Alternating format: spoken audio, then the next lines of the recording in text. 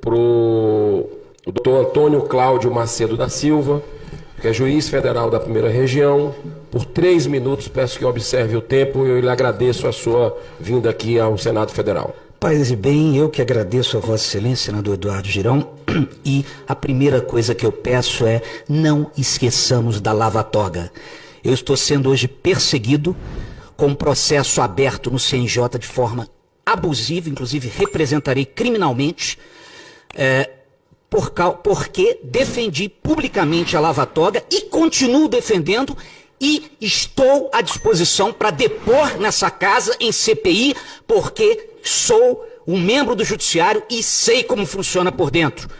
Temos aqui um ilustre membro do Judiciário, que é o desembargador Ivan Sartori, que foi eleito por seus pares, o mais novo presidente do TJ de São Paulo, exatamente porque havia juízes como eu também lá que queriam renovação. E essa renovação está precisando no Judiciário Federal também.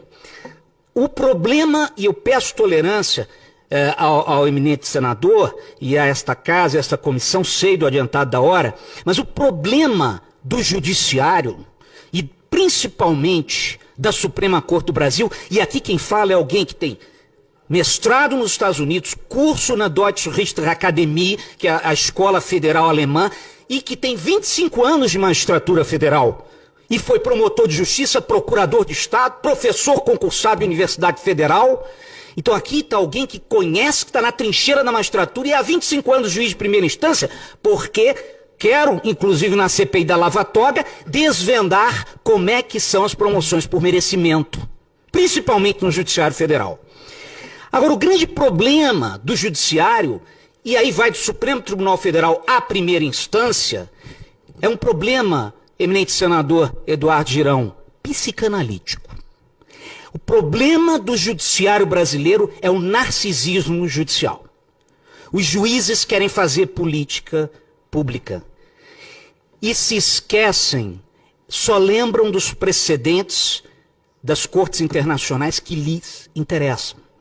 Mas há um precedente da Corte Constitucional Americana, que estabeleceu, no caso daquela petroleira Chevron, um standard chamado Chevron Standard, que diz, em resumo, para não me alongar, que quando há uma questão de política pública, deve o Judiciário ter deferência à administração pública e ao Congresso.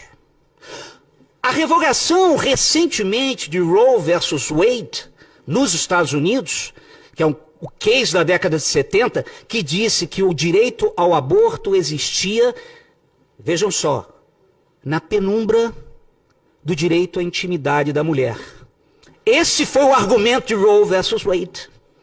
O que a Suprema Corte fez agora? Ela não revogou as legislações estaduais, ela apenas disse o seguinte, olha, está devolvido ao Estado, aos Estados, porque aqui é uma federação, né?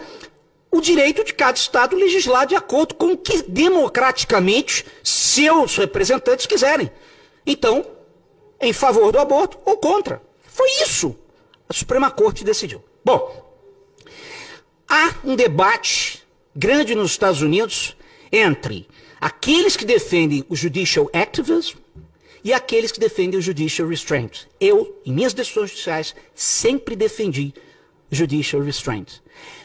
O juiz deve sempre duvidar de seus poderes. 15 segundos. Eu peço a tolerância, porque eu também quero tocar na questão da presidência da República. Eu só quero lembrar ao senhor que eu já lhe dei 1 minuto extra. Pois não. E nós temos umas perguntas a serem lidas para encerrar. Vou lhe dar mais 1 minuto. Pode ser? Gratíssimo, pode ser. E eu agradeço.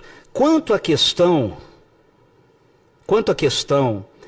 desse artigo, eu vou pedir vênias ao príncipe dos constitucionalistas, que é o professor Ives Gandra da Silva Martins, que eu estudei nas obras dele, e ao eminente desembargador Ivan Sartori, foi um dos grandes presidentes do TJ de São Paulo, para dizer o seguinte, a resposta é sistêmica.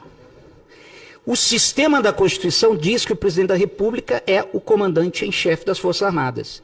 Se as Forças Armadas são procuradas por um poder, queixando-se de outro poder invade sua competência, elas devem consultar o presidente da República Se o legislativo entra em choque, deve consultar o presidente da República, que é o comandante em chefe, que tomará as medidas necessárias e mínimas, porque aí tem que se ser minimalista, para a resolução do problema.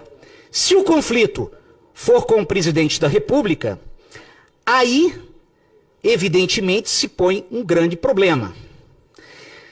Porque o presidente é interessado, se ele for a parte conflitante nesse problema.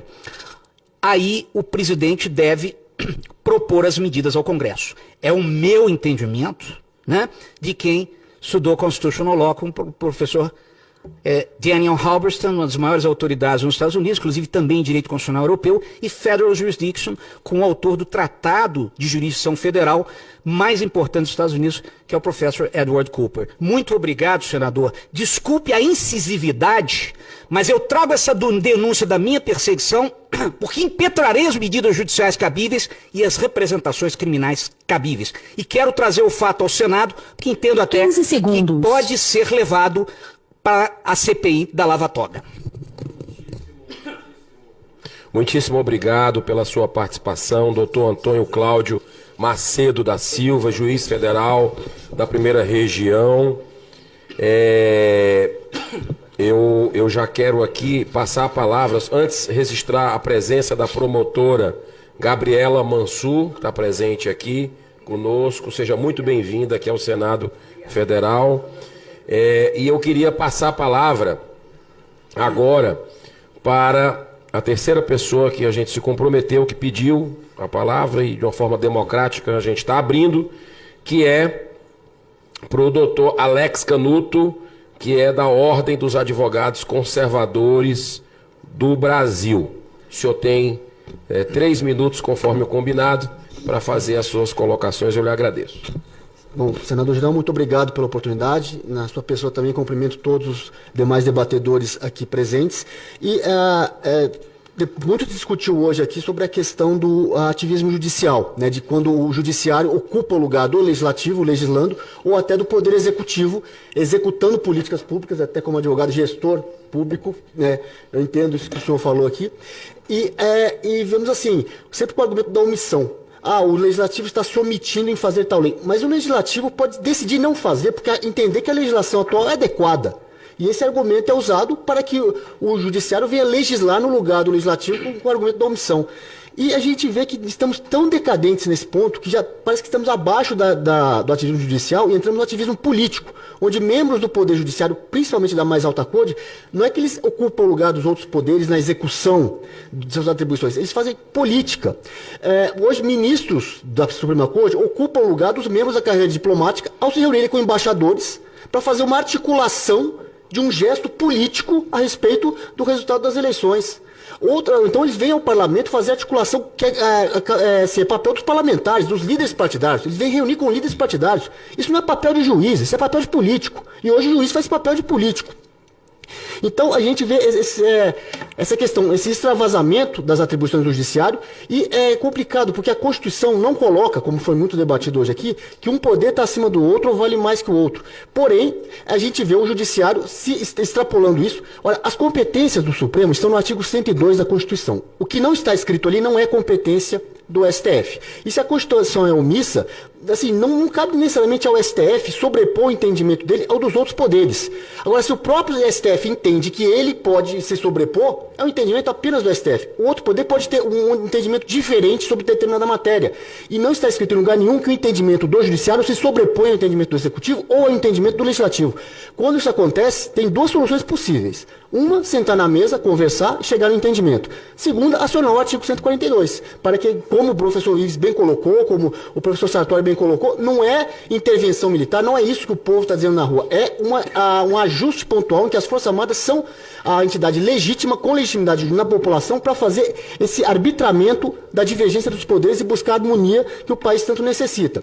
E, como também foi muito colocado aqui, a questão da urna eletrônica, da confiabilidade da apuração, está sendo questionado em vários setores da sociedade. A questão da urna eletrônica, como o senador Amin colocou, às vezes não é simplesmente um questionamento para tentar, vamos dizer assim, sabotar, invalidar o resultado, mas evoluir o sistema de apuração. E hoje há esses questionamentos. E do jeito que a coisa está caminhando, é possível que... Uai, seu app de vídeos curtos.